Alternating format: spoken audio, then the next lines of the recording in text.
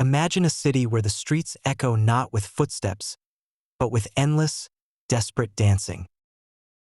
Where men and women twist and spin under the hot sun until their bodies break, and their hearts stop beating. Was it madness, poison, witchcraft, or something even more terrifying? Today, we uncover a real-life nightmare forgotten by time. The dancing plague of 1518, when the world couldn't stop moving. The year was 1518. The place: Strasbourg, a bustling city in the Holy Roman Empire, what we now know as modern-day France. It was midsummer, and the air was heavy with heat. People lived simple lives, ruled by strict religion, hard work, and fear of unseen forces: famine, plague, and the wrath of God. In such a fragile world, it would take only a tiny spark to ignite a fire of hysteria. And one July morning, that spark arrived. A woman named Frau Trophia stepped into the narrow cobbled street and began to dance. Not joyfully, not for celebration. She danced with wild, uncontrollable movements, silent at first, then panting, gasping for breath. Neighbors watched in disbelief as she flailed, spun, and jerked, unable to stop. Hours passed. She danced into the night, and when she collapsed from exhaustion, she slept only briefly before rising and continuing her mad, fevered dance. Within days, others joined her, first dozens, then hundreds. The spectacle was impossible to ignore. Men, women, even children, swept up in the madness, their bodies writhing in agony, their feet bloodied by endless movement. Some danced until their legs gave out. Some suffered heart attacks, strokes, and total collapse. Yet no one could explain it. Was it a punishment from God?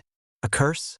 Some believed it was the result of hot blood, an imbalance in bodily humors, a popular medical theory of the time.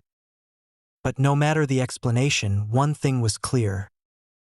Strasbourg was under siege by an invisible enemy. An enemy that moved people not by will, but by terror. At first, city leaders assumed the dancers could simply be reasoned with. Physicians advised that the best cure was to let the dancers dance it out. More movement, they thought, would purge the body of its sickness. The city erected a stage. They hired musicians, thinking organized dancing would somehow end the madness. Instead, the music only fed the frenzy. Imagine hundreds of gaunt, exhausted souls twitching and spinning to a mournful, relentless beat, their bodies betraying them, their minds begging for it to end. The dancing plague intensified.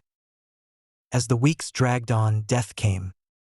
Eyewitnesses described scenes that defy belief. People dancing on broken feet, foaming at the mouth. Children crumpling mid-dance, never to rise again. Families watching helplessly as loved ones spun themselves into early graves. The city reeled. Church bells tolled in mourning. Shops closed. Fear infected every corner.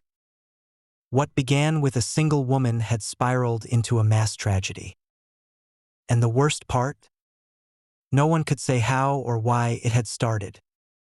Centuries later, historians and scientists have pieced together theories about what really happened in Strasbourg. One popular theory is ergotism, caused by eating bread contaminated with ergot fungus, a substance similar to LSD. Symptoms include hallucinations, convulsions, and strange bodily movements. Could the citizens of Strasbourg have unknowingly poisoned themselves into madness? Others point to mass psychogenic illness, a contagious psychological phenomenon where extreme stress manifests physically. In 1518, Strasbourg was a powder keg. There were food shortages, plagues, political instability, and intense religious fear. Could overwhelming anxiety have sparked a collective breakdown? Perhaps, or perhaps the truth lies somewhere between the physical and the spiritual. It's important to understand the cultural backdrop of the time. Throughout medieval Europe, the concept of the danse macabre or dance of death was common. It depicted skeletons leading the living to their graves, a reminder that death comes for all, no matter one's status. The dancing plague could have been the living embodiment of this grim belief. A community so overwhelmed by fear and mortality that it subconsciously reenacted its deepest anxieties through uncontrollable motion.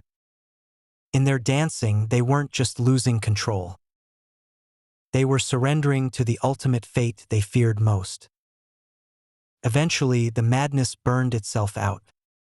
City officials ordered the afflicted dancers to be taken to a mountaintop shrine dedicated to Saint Vitus, the patron saint of epilepsy and dancing.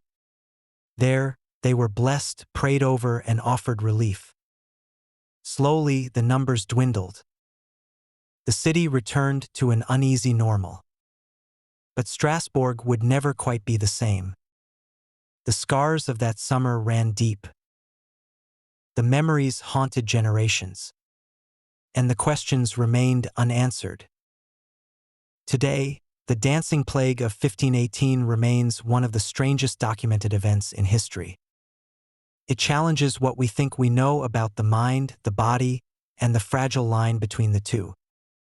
In an age when people still feared witches, demons, and divine punishment, mass hysteria could manifest with lethal consequences. But even in our modern world, similar outbreaks of mass psychogenic illness have been documented in schools, factories, and remote villages. The human mind is powerful. And sometimes, when fear and belief collide, reality itself can be bent, twisted, or danced into madness. As eerie as it sounds, the answer is yes. Human beings remain susceptible to mass hysteria. Social media, the spread of misinformation, extreme stress. These are the new catalysts. Though it's unlikely we'd see hundreds of people dancing themselves to death today, similar phenomena, panic attacks, fainting spells, uncontrollable tics, still occur in clusters under high-pressure conditions. The dancing plague of 1518 was a perfect storm. Religious fear, famine, disease, hopelessness. We'd be foolish to think humanity has outgrown such vulnerabilities. In the end, the dancing plague is more than just a bizarre footnote in history. It's a mirror, reflecting the hidden fears, pressures, and vulnerabilities of humanity. It reminds us that sometimes, our greatest enemies aren't armies or disasters, but the storms that rage inside us. And when those storms grow too powerful, they may just break free in ways no one could predict. Even today, when the world grows too heavy, listen closely, you might still hear the faint echo of footsteps, dancing endlessly into oblivion.